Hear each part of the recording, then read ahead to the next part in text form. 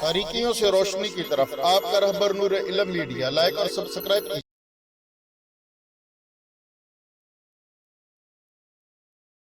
بسم اللہ الرحمن الرحیم قل یا ایہا الکافرون لا اعبد ما تعبدون ولا انتم عابدون ما اعبد ولا انا عابد ما عبدتم ولا انتم عابدون ما اعبد لکم دینکم ولی دین۔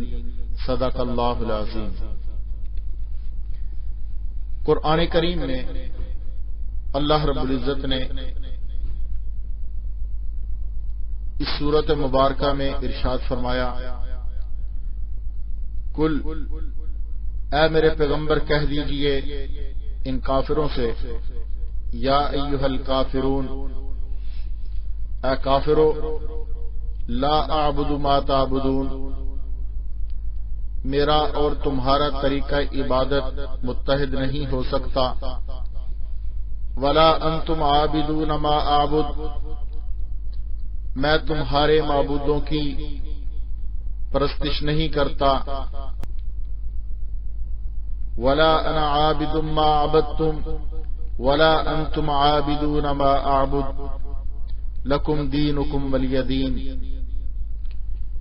اور نہ آئندہ میں تمہارے معبودوں کی پرستش کروں گا اور نہ تم میرے معبود کی پرستش کرو گے۔ تم اپنے دین پر قائم رہو، میں اپنے دین پر قائم ہوں، تم کو تمہارا بدلہ ملے گا اور مجھ کو میرا بدلہ ملے گا۔ یہ سورت اللہ رب العزت نے قرآن مقدس میں اتاری۔ اس سورت کا سبب نزول کیا تھا؟ اس سورت کے نازل ہونے میں ایک واقعہ پیش آیا، ایک صورت پیش آئی کہ مشرکین مکہ کے سردار، جن میں ابو جہل بھی تھا، ولید بن عتبہ بھی تھا اور کچھ دوسرے سرداران قریش تھے، انہوں نے باہم مل کر ایک منصوبہ بنایا اور حضور اکرم صلی اللہ علیہ وسلم کی خدمت میں حاضر ہوئے، آ کر کہنے لگے کہ اے محمد صلی اللہ علیہ وسلم، ہمارا اور تمہارا جھگڑا جو ہے بہت بڑھ چکا ہے، مکہ میں دو پارٹیاں بن چکی ہیں، تو ہم لوگ جس طرح پہلے امن سکون سے رہتے تھے، ہم چاہتے ہیں کہ دوبارہ اسی طرح سے امن اور سکون سے رہیں اور آپس میں ایک سمجھوتا کر لیں، ایک معاہدہ کر لیں، تاکہ ہمارے اندر جو کشت و خون پیدا ہو چکا ہے، جو لڑائی جھگڑا پیدا ہو چکا ہے، اس کا ہمیشہ کے لیے سد باب ہو جائے اور ہمارا جھگڑا جو ہے وہ ختم ہو جائے۔ ہم ایک تجویز لے کر آئے ہیں کہ پہلے آپ 1 سال کے لیے ہمارے معبودوں کی پرستش کریں، 1 سال آپ اور آپ کے ماننے والے ہمارے معبودوں کی پرستش کریں، پھر اگلے سال جو ہے ہم سب آپ کے معبود کی پرستش کریں گے، 1 سال آپ کے معبود کی پرستش ہو، 1 سال ہمارے معبود کی پرستش ہو، تو اس طرح سے جھگڑا بھی ختم ہو جائے گا اور ہم لوگ امن و آتشی سے رہنے لگیں گے، اور جس طرح پہلے مکہ کی فضا میں امن سکون تھا، پیار محبت تھا، اسی طرح سے ہم لوگ رہنے لگیں گے۔ کفار یہ تجویز لے کر جب نبی اکرم صلی اللہ علیہ وسلم کے پاس پہنچتے ہیں، اللہ کے رسول صلی اللہ علیہ وسلم ان کی یہ تجویز سن کر بڑے حیران ہوتے ہیں، تو اللہ رب العزت نے اپنے پیارے نبی پر سورت اتار دی اور فرمایا کہ میرے محبوب، ان بت پرستوں کو معبودان باطلہ کی پرستش کرنے والوں کو مایوس کیجیے اور ان کے سمجھوتے کی پیشکش کو ٹھکرا دیجیے اور ان کے اس دجل و فریب پر مبنی منصوبے کو خاک میں ملا دیجیے اور انہیں کھل کر کہیے کہ کافرو، میں تمہارے اس منصوبے کو پاؤں کی ٹھوکر سے اڑاتا ہوں۔ یہ نہیں ہو سکتا۔ وہ کافر لوگ کہنے لگے کہ ہم بھی تو آپ کے معبود کو مانتے ہیں، ہم کوئی آپ کے خدا کے انکاری نہیں، بلکہ ہم صرف اتنا کہتے ہیں کہ آپ جو ہیں ہمارے معبودوں کو اتنا صرف سمجھ لیں، ما نعبدہم الا لیقربونا الی اللہ زلفی، کہ یہ صرف خدا تک پہنچنے کا ہمارا ایک راستہ ہے۔ ہم بھی معبود آپ کے معبود کو تسلیم کرتے ہیں، وہی واحد و قہار ہے، وہی کرتا درتا ہے، ہم بھی اسی کو سب کچھ سمجھتے ہیں۔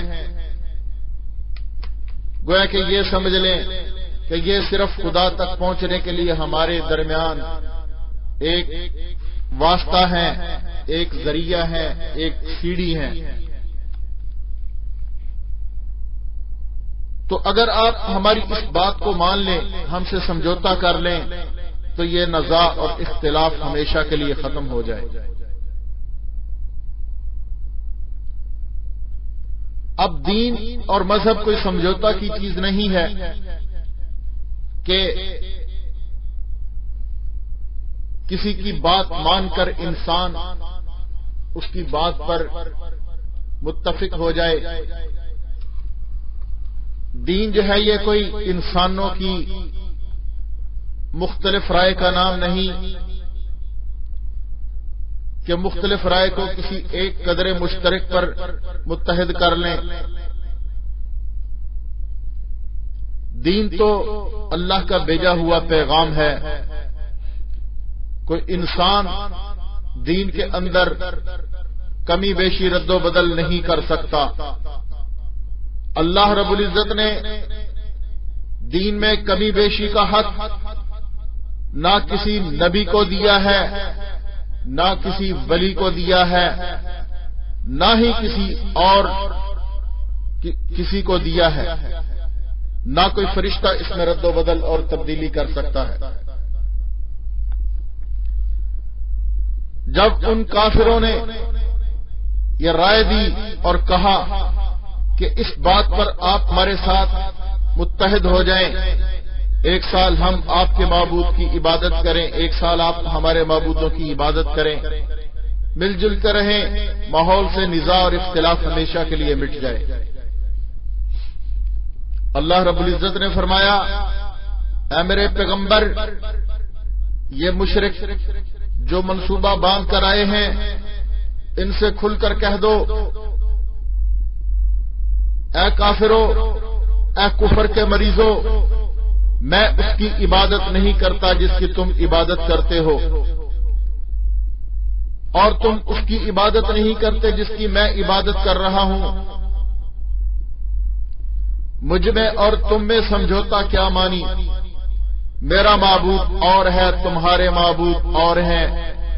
میرا معبود خدا ہے، تمہارے معبود پتھر کی مورتیاں ہیں، تمہارے معبود درخت ہیں، تمہارے معبود آگ ہے، تمہارے معبود پانی ہے، تمہارے معبود فرشتے ہیں، تمہارے معبود صلحاء کی روحیں ہیں، تمہارے معبود سانپ ہیں، تمہارے معبود چاند ہے، تمہارا معبود سورج ہے، تمہارے معبود ستارے ہیں، تمہارے معبود کچھ اور ہوں گے جن کی تم پوجا اور پرستش کر رہے ہو، جن کو تم نے اپنے دلوں پر جما رکھا ہے۔ میں ان کی پوجا نہیں کرتا، میرا خالق و مالک صرف اللہ ہے، تو میرے اور تمہارے درمیان کس طرح سے سمجھوتا ہو سکتا ہے؟ اللہ کے رسول صلی اللہ علیہ وسلم نے ان کافروں کو کھل کر جواب دیا. وہ کافر مایوس ہو گئے. کفر اور اسلام میں سمجھوتا ہو جانا یہ حضور اکرم صلی اللہ علیہ وسلم کے دور میں بھی ناممکن تھا، آج کے دور میں بھی ناممکن ہے. حق اور باطل، جھوٹ اور سچ، دن اور روشنی، روشنی اور اندھیرا، دن اور رات، کفر اور اسلام ایک نہیں ہو سکتے. اسی طرح ان کے اندر سمجھوتا بھی نہیں ہو سکتا. تو اللہ کے رسول صلی اللہ علیہ وسلم نے فرما دیا کہ تم جس کی عبادت کر رہے ہو وہ خدام کی عبادت ہے.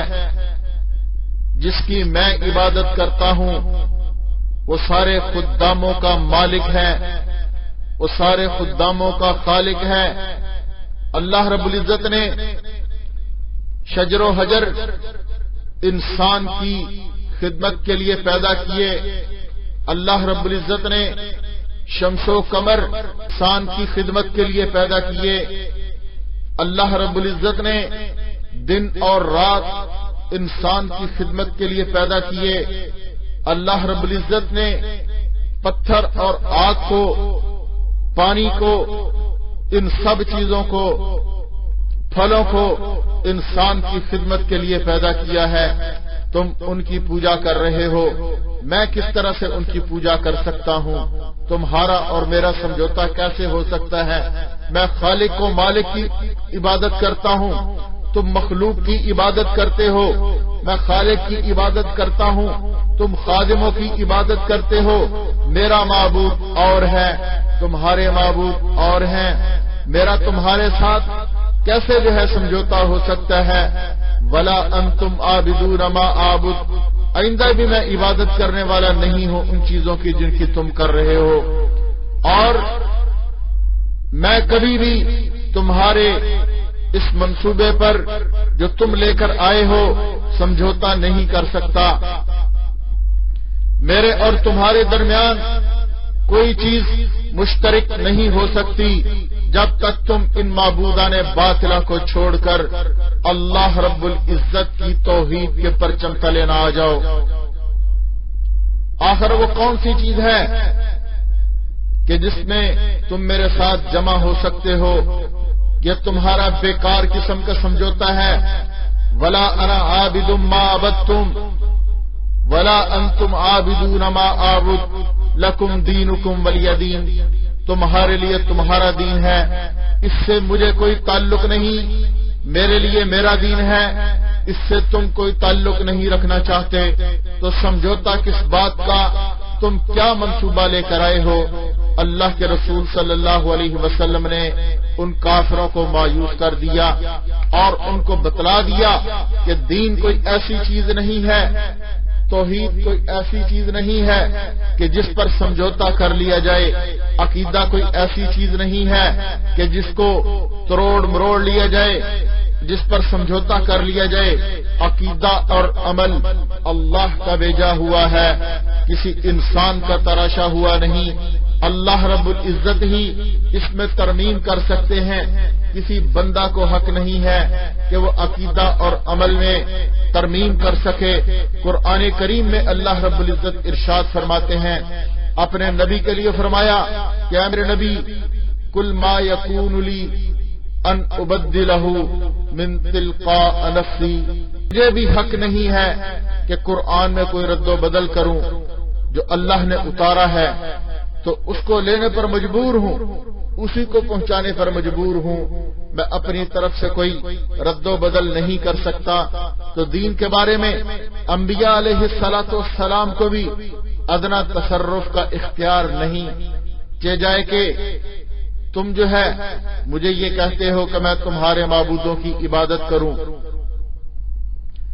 میں کسی چیز کو شریعت میں نہ کم کر سکتا ہوں نہ زیادہ کر سکتا ہوں. باریکیوں سے روشنی کی طرف آپ کا رہبر نور علم میڈیا، لائک اور سبسکرائب